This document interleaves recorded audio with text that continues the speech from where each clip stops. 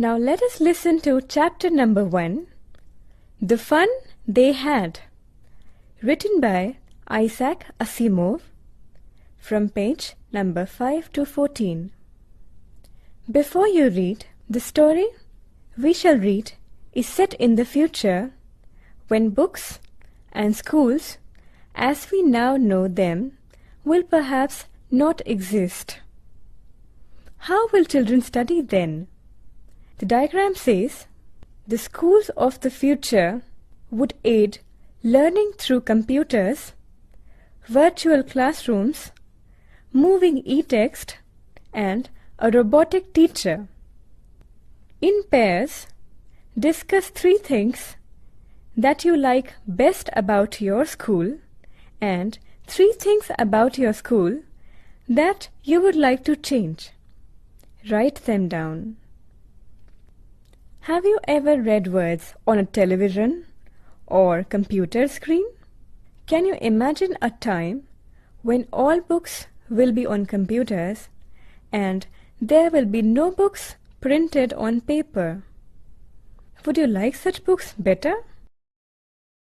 The fun they had.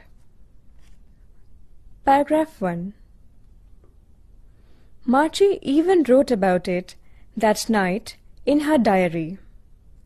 On the page headed 17 May 2157, she wrote, "Today Tommy found a real book." It was a very old book.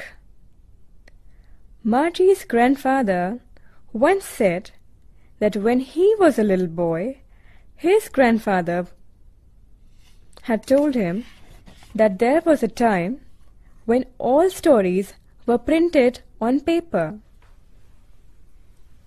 They turned the pages, which were yellow and crinkly, and it was awfully funny to read words that stood still instead of moving the way they were supposed to, on a screen, you know. And then, when they turned back to the page before, it had the same words on it that it had when they read it the first time. "Gee," said Tommy, "what a waste. When you're through the book, you just throw it away, I guess." Our television screen must have had 1,000,000 books on it, and it's good for plenty more. I wouldn't throw it away. "Same with mine," said Margie. She was 11 and hadn't seen as many telebooks as Tommy had. He was 13. She said, "Where did you find it?" "In my house." He pointed without looking because he was busy reading. "In the attic." "What's it about?" "School." Margie was scornful. "School? What's there to write about school? I hate school."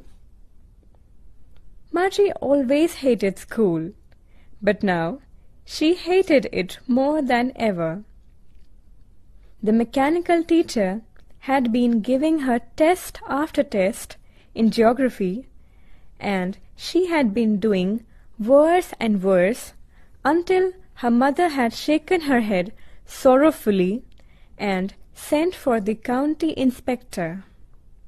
He was a round little man with a red face and a whole box of tools with dials and wires. He smiled at Margie and gave her an apple, then took the teacher apart.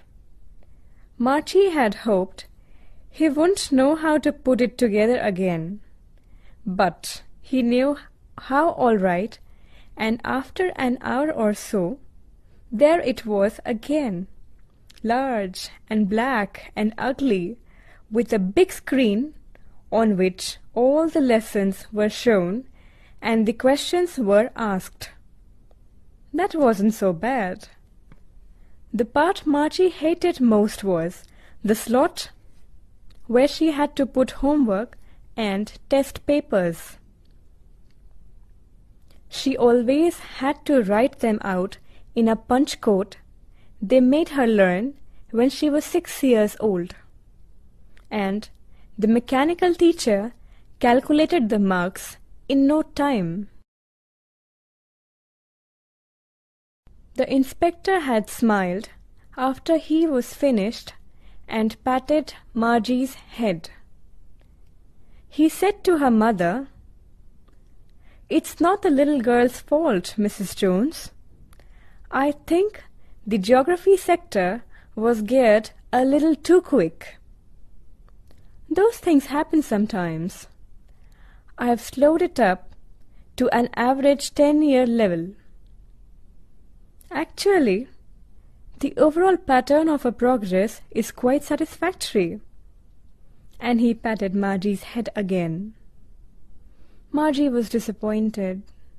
She had been hoping they would take the teacher away altogether. They had once taken Tommy's teacher away for nearly a month because the history sector had blanked out completely. So she said to Tommy, "Why would anyone write about school?" Tommy looked at her with very superior eyes. "Because it's not our kind of school, stupid. This is the kind of school that they had hundreds and hundreds of years ago." He added loftily, pronouncing the word carefully, "centuries ago." Margie was hurt. "Well, I don't know what kind of school they had all that time ago." She read the book over his shoulder for a while, then said, "Anyway, they had a teacher." "Sure, they had a teacher. But it wasn't a regular teacher. It was a man." "A man? How could a man be a teacher?" "Well, he just told the boys and girls things and gave them homework and asked them questions." "A man isn't smart enough." "Sure he is. My father knows as much as my teacher." "He knows almost as much, I betcha." Margie wasn't prepared to dispute that. She said, "I wouldn't want a strange man in my house to teach me." Tommy screamed with laughter. "You don't know much, Margie. The teachers didn't live in the house. They had a special building, and all the kids went there." "And all the kids learnt the same thing?" "Sure, if they were the same age." "But my mother says a teacher has to be adjusted to fit the mind of each boy and girl it teaches, and that each kid has to be taught differently." "Just the same, they didn't do it that way then." "If you don't like it, you don't have to read the book." "I didn't say I didn't like it," Margie said quickly. She wanted to read about those funny schools. They weren't even half finished when Margie's mother called, "Margie, school!" Margie looked up. "Not yet, Mama." "Now," said Mrs. Jones. "And it's probably time for Tommy too." Margie said to Tommy, "Can I read the book some more with you after school?" "Maybe," he said nonchalantly. He walked away whistling, the dusty old book tucked beneath his arm. Margie went into the schoolroom.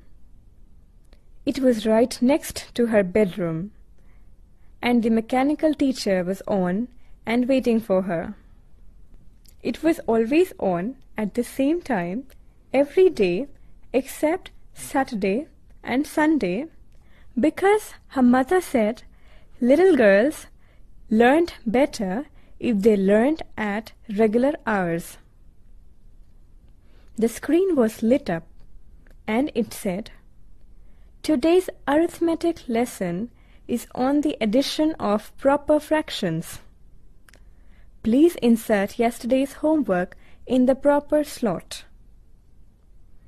Margie did so with a sigh.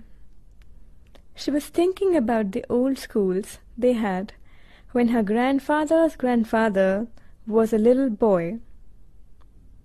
All the kids from the whole neighborhood came, laughing and shouting in the schoolyard, sitting together in the schoolroom, going home together at the end of the day. They learned the same things, so they could help one another with the homework and talk about it. And the teachers were people. The mechanical teacher was flashing on the screen. When we add fractions 1 by 2 and 1 by 4, Margie was thinking about how the kids must have loved it in the old days. She was thinking about the fun they had. Word meanings. Crinkly, with many folds or lines. Attic, a space just below the roof used as a storeroom. Scornful, contemptuous, showing you think something is worthless. Slot, a given space, time, or position. Geared to, adjusted to a particular standard or level. Loftily, in a superior way. Regular, here normal, of the usual kind. Betcha, informal. I bet you, in fast speech. I'm sure. Dispute, disagree with. Nonchalantly, not showing much interest or enthusiasm. Carelessly.